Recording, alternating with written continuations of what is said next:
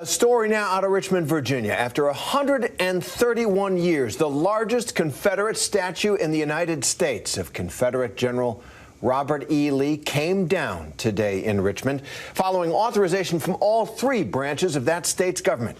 Virginia Governor Ralph Northam announced his intentions to have the statue removed in the summer of 2020, just 10 days after George Floyd's death, during a time when protests over police brutality and racism were happening in cities across the country. Our Kenneth Moten joins us live from Monument Avenue in Richmond, Virginia, where that statue of Robert E. Lee, Kenneth, once stood. So just how significant is this statue to Virginia, and how controversial was it to bring it down?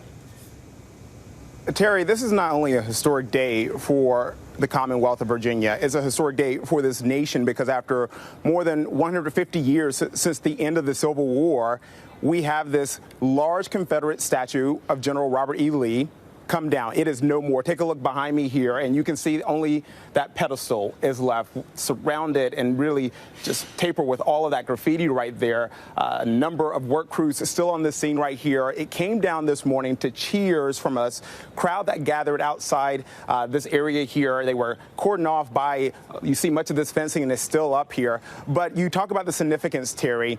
We're talking about, again, 150 years since the end of the Civil War. This statue was up for 130 years, since 1890. This is, 100 miles away from the nation's capital here. And you had this large symbol of the Confederacy placed up there, 12 tons, 6 stories high.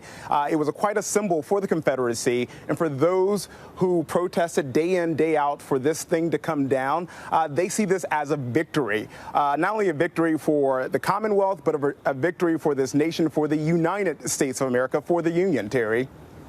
Absolutely. It's interesting. It did not go up in the years after the Civil War, but in 1890, when Reconstruction was being rolled back and white citizens in Virginia and throughout the South were reasserting power over all citizens in that state. So last week, the Supreme Court of Virginia, Kenneth, sided with the state in 2 lawsuits making way for the removal of the statue.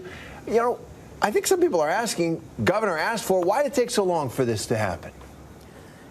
It was an uphill battle, and it's because of where we are. We are in Virginia. We are in these southern states where we know, and again, I'm a southern boy. I lived and grew up here in the South, where we know that the Confederacy lives alive and well in many souls. And we heard the arguments. If you're a student of history, whether you are or not, you know the argument. And when it comes to the Confederacy, there are those who want to say that it is for heritage.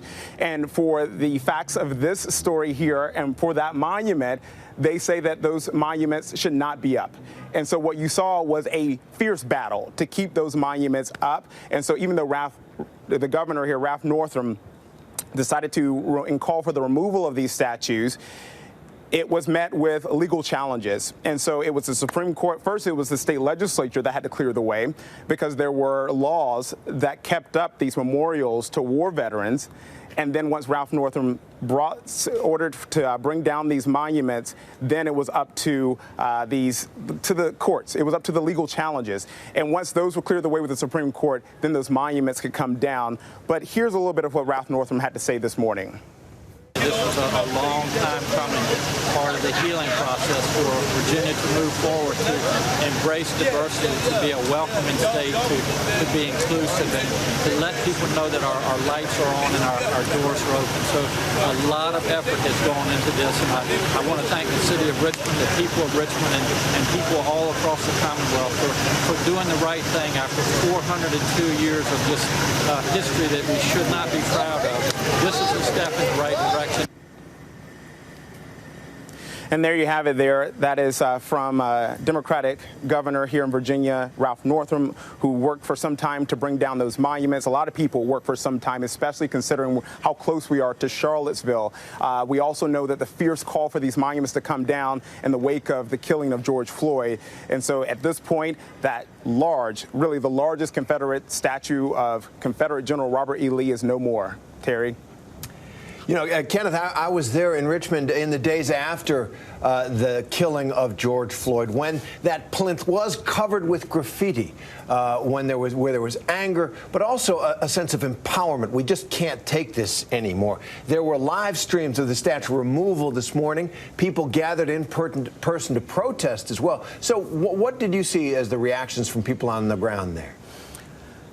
People were jubilant. We did not see any counter-protesters, and if they were here, they were outnumbered by the people who have been coming here day in, day out. They saw this place as not only just a center here for what they were trying to fight against when it comes to the Confederacy, they saw it as a call to justice, to action, as they speak out against police brutality against black people. And so that's why you see the graffiti up there. You see Black Lives Matter. We had one incident where a Black Lives Matter demonstrator actually jumped the fence, the security fence, but he was just escorted out by state police.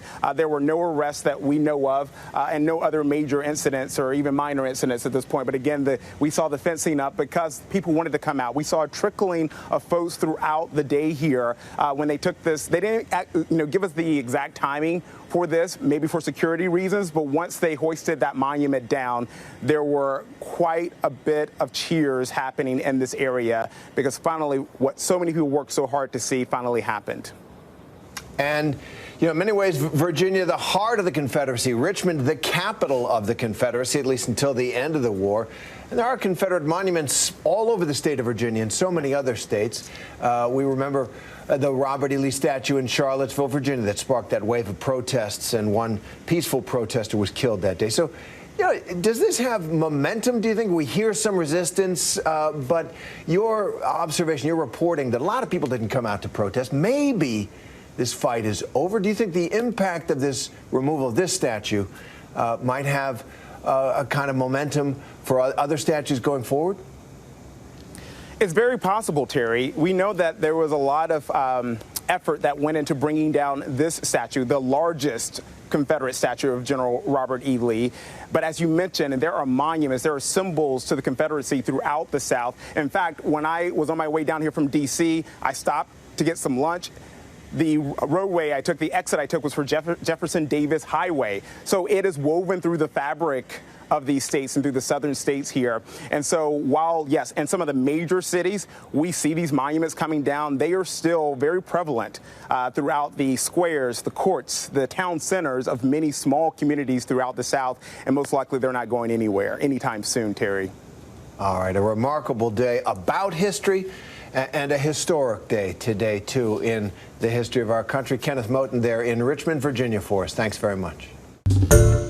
Hi, everyone. George Stephanopoulos here. Thanks for checking out the ABC News YouTube channel. If you'd like to get more videos, show highlights, and watch live event coverage, click on the right over here to subscribe to our channel. And don't forget to download the ABC News app for breaking news alerts. Thanks for watching.